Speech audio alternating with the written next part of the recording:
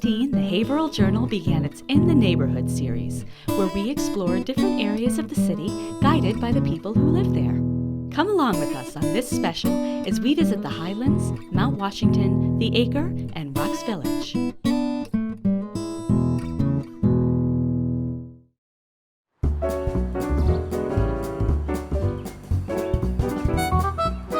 Hi, my name is Linda Brown and I'm the president of the Highlands Neighborhood Association.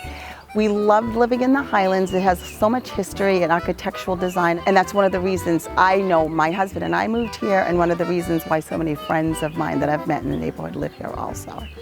Basically, the main reason why I moved here is because of the historic houses around the neighborhood. I love restoring old things. I'm enjoying every minute of it.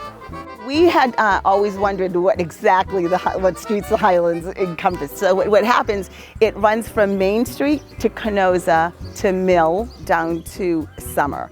Believe it or not, it's one of the smaller neighborhood groups in the city. But like I said, in this small space, there's a lot of history. I love living here just because of the architecture that you see everywhere. Everybody has been so warm and welcoming here. It's a really tight-knit community. The Highlands really started becoming a well-known neighborhood because of the fact that many of the shoe manufacturer owners lived in this neighborhood and built their homes here. In the late 1870s, some of the first homes were built, and then the house to my left here was built, and I think in 1878. That was the first house on Windsor Street. And those days it was the custom to, as the more you prospered, that you would kind of move up the hill. That's why it's called the Highlands, because we are elevated up on the hill, and that's why a lot of those people moved into this area. When I tell people the house that we bought, people say, "Oh, that's my favorite house in Haverhill," and it's my favorite house in Haverhill. It was completed in 1915. It's a very cool, very unusual colonial revival bungalow. It's long and spread out. The rooms go front to back, and we have a beautiful view of the lake. I'm going to tell you, first of all, I don't live in a Victorian. I live in a mid-century modern house built in 1951. So, you know, a little bit contrary to what you see around me, but it definitely brings about a whole other type of history in the Highlands.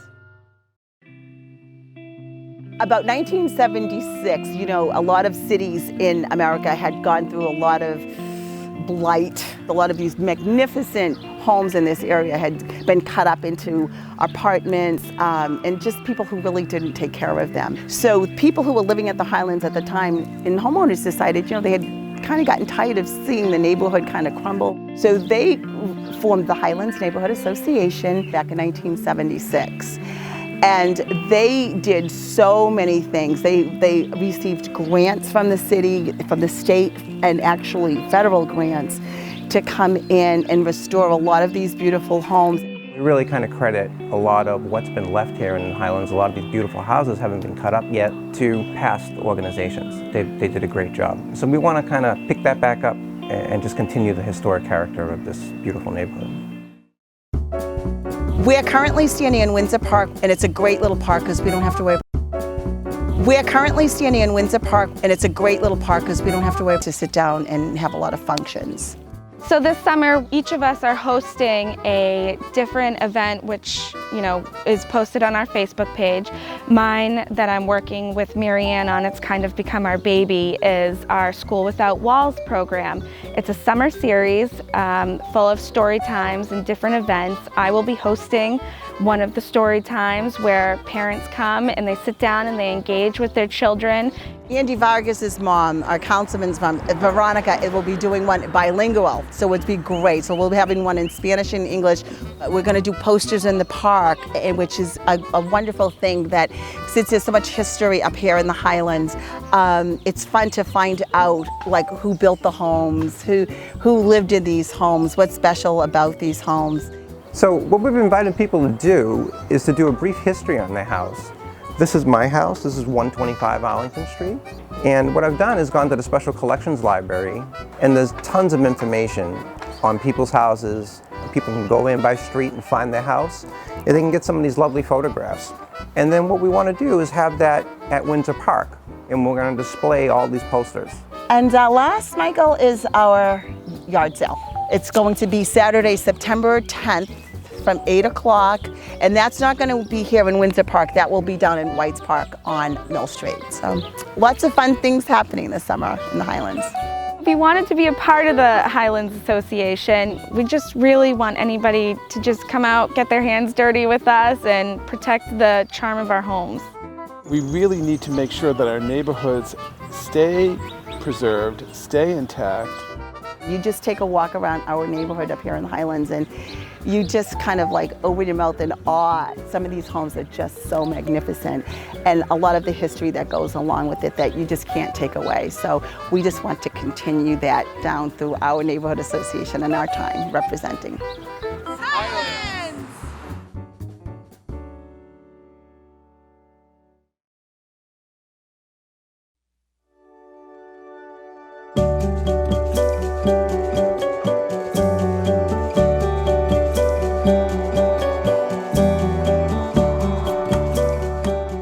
Welcome to the Mount Washington neighborhood. My name is Keith Boucher, and we're at 512 Washington Street here. We just love the area. We love being close to downtown. We love the diversity that it offers. I'm a fourth-generation resident of the Mount Washington neighborhood on my mother's side. There's been a lot of changes, as we all know, in the Mount Washington area, some good and some bad. My family has been around to see pretty much all of it. I came to live in Haverhill in 2009 when my mother gave birth to my little sister.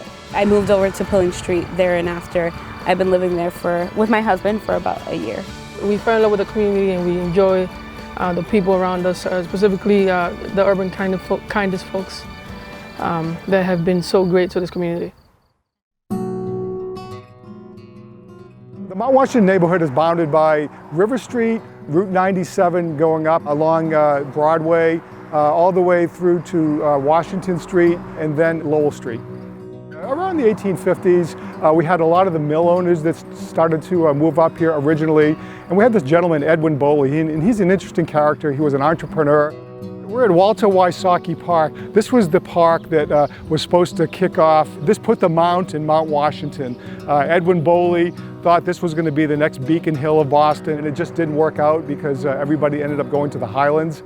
Back around the turn of the century, when the shoe factories were really in their heyday here in Haverhill, many of the immigrants that were coming here from, in my case, my family were from Italy, but there were Polish, Greek, Armenian, many different people coming over to work in the factories. All of the factories, as you know, are in walking distance from this neighborhood. So this neighborhood allowed them to keep a garden, in some cases livestock. So there's lots of different types of housing stock here. I mean, you got the Victorians like we have here, and there's quite a few of those around. And this house here, as well as the house across the street, all part of the Bartlett family. All of this land was owned by the Bartlett family. It used to be orchards, apple orchards, I think back in, like, say, the 1700s and 1800s, and a lot of it's preserved now. It's I think the last big stretch of land that goes from Washington Street all the way up to Observatory Hill. And this is a walkway that goes from Silver Street all the way up to the Constantino School, the Silver Hill School, and then it also connects in with another walkway that goes down to Bartlett, down to Washington Street. What's really cool is the fact that, like, say, there are deer, there are coyotes, there are all kinds of birds. I had a turkey in my tree. Pilling Street is, if we go by and we go see it, you see that there's a lot of houses that look similar. And the reason for that is because there were previously row houses for the factory workers. We're on Pilling Street right now. This is one of my favorite walks. I usually walk it maybe once a week or so. And this is, like, let's say, classic example of mill worker housing. You get the typical nice New Englander housing on the right here, and then the triple-decker tenement. Typically, the folks that lived in these houses were mill workers, tannery workers, immigrants from mostly from Italy, from what I recall, and then they would be able to walk downtown, again, just being less than a half a mile from downtown. Right behind Pilling Street now today, we have the Fantini Bakery, which still does provide jobs for a lot of the residents in the Pilling Street neighborhood. Urban Kindness got started based upon, we had this spiritual group, urban ministry called The Vine, and that started about 3 years ago. And all we were just trying to do was do good things for people, to love your neighbor in the neighborhood. The reason I got involved, because I live in the community, I'm not too far from Mount Washington Street. So to be a part of Urban Kindness was really ideal for me. I like to get involved, to be able to make a difference. It's also nice to have a community group that cares, like Urban Kindness, that will get together as a group and basically canvass certain areas of the neighborhood. I was involved with a cleanup that we had in front of Fantini's Bakery, and also too they'll have periodic meetings where residents can come and voice their concerns, issues, whatever might be going on, and then Keith then elevates that to whatever departments of the city it needs to address. Anything from code violations to can we make this street one way instead of two ways, things like that that will just enhance the quality of life. So this is the Little Free Library. The whole thing was Keith's idea. He decided to have an adult library and a child's library. So I was so excited to take it on. So we have the adult one here in front of Keith's house, and we have the children's books in front of my house. And it's been tremendous. I have filled it. I've probably filled it 10 times already. Community Garden was started about 3 years ago. We're in Keith's yard, and Keith donated the land, per se, with some money to start up and clear it by Joe Fantini. I think we have 10 different families that live in the Mount Washington neighborhood that have plots in here. With a grant from the Home Depot, we're going to fence this in. We lined it out, so we'll just keep going and adding and hopefully get more and more people to come and enjoy it with us.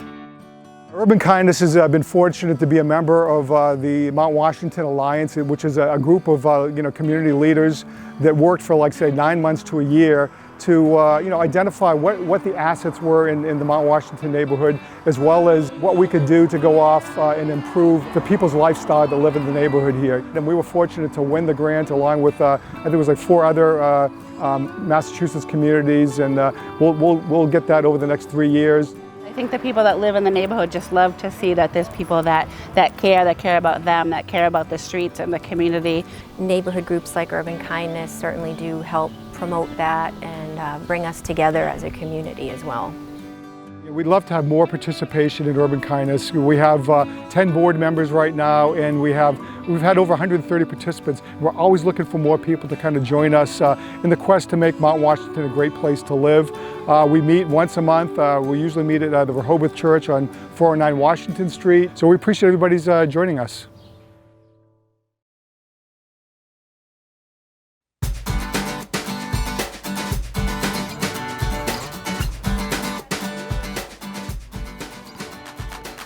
My name is Sansa Mercado. I'm the community leader for the Acre neighborhood. So I've lived in the same house since I was 8, and I'm currently raising my family in the same house. I get to watch my children ride their bikes where I used to ride my bike, and they love their neighborhood as much as I do. I came to the Acre in around 2002. We saw a boarded up house on 6th Ave that looked promising to rehab.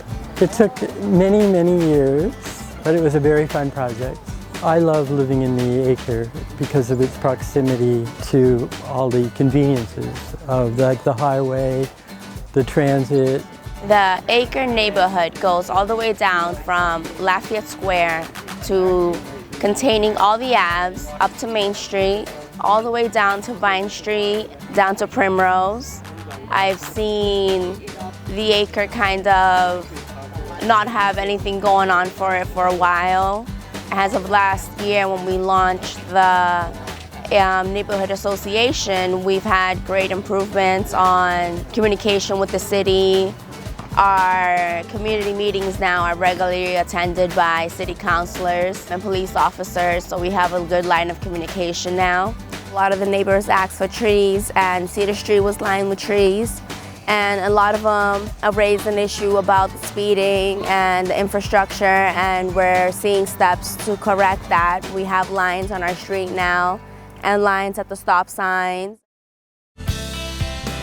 This garden is basically put on by the Bright Side and the Boys and Girls Club of Haverhill. And Mikhail Skroth is the administrator of the gardens. I live up in the neighborhood, around the neighborhood. And my friend Carol, I come here, she has strawberries here. And over there, she has lettuce and some other, peppers, I think. We're really happy to see new development happening in the Acre and seeing people excited about new investment. Our next step for the neighborhood association would be to incorporate it, which would allow us access to donations and grants. Right now, we're just trying to get the residents to come in more to our meetings to voice their concerns and have neighborly talks. And right now, we're just looking also to put more neighborhood community events together for the future. We celebrated our first year, which was in June, with a neighborhood field day. It was possible thanks to Possible Dreams and Urban Kindness, and with a budget of $300 and a group of volunteers, we put on a field day from 10 to 2 at McNamara Park on 12th Ave. What I love about the Acre is it really feels like a community to me. Families are out and around on their porches, children are riding bikes. I love the diversity, and I hate it when people say, oh, you don't want to live near near here or there or the other. No, you want to live here, you want to come here, because if you like vibrancy and you love diversity, you're going to love living in the Acre. We tend to have monthly meetings. I tend to post them on the Facebook Neighborhood Acre Association page. Also, there's a email that you can email, and I'll answer you back with any questions if you have any suggestions. Because of the whole journey of the association, I've met so many more neighbors, which I think puts the neighbor back in neighborhood. Hi, welcome to the Hand Tub House. My name is Christine Kwitchoff. I'm the treasurer of the Rocks Village Memorial Association. We're going to take you on a tour of the Hand Tub House so you can learn more about what we're doing over here.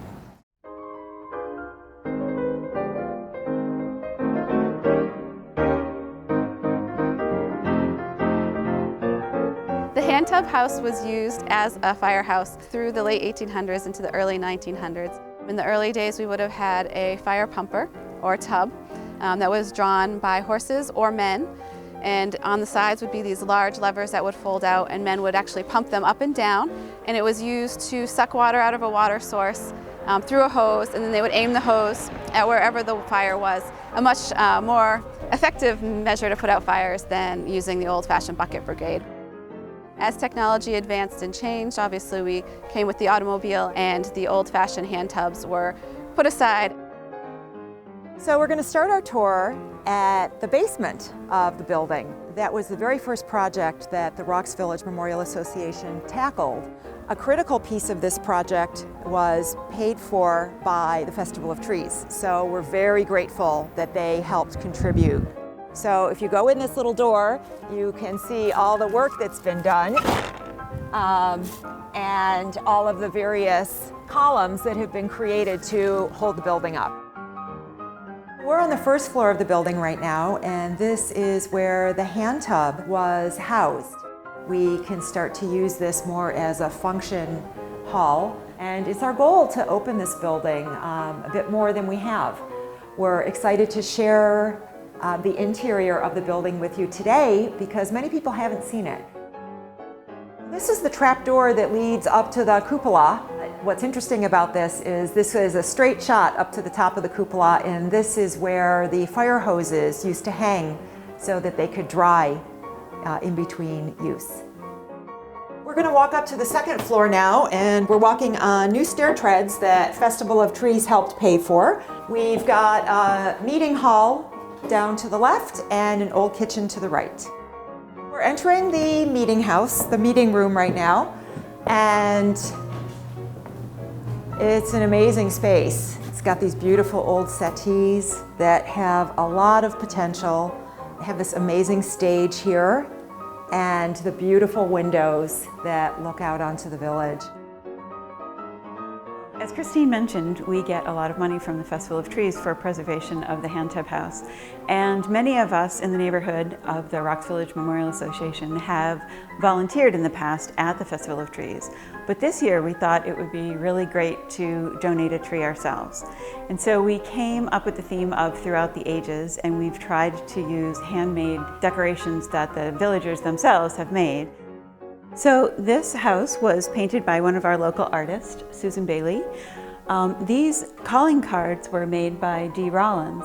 So what she had done was she found some calling cards, and we put names of the people who used to live in the neighborhood onto the calling cards. And additionally, something that will go with the tree is books that Historic New England have donated to us to go along with the tree, because we're partnering with them. And then you'll be able to see it at the festival. So we all hope that you come and see the tree there. So we would encourage people that are driving by, cycling by, running by to stop by and enjoy the beauty here. We have a picnic table that you're welcome to use by the bridge and by the beauty of the Merrimack. There's a real sense of history up here and just this amazing vibe to a building that we can't forget and that needs to remain a vibrant part of the community and of Haverhill.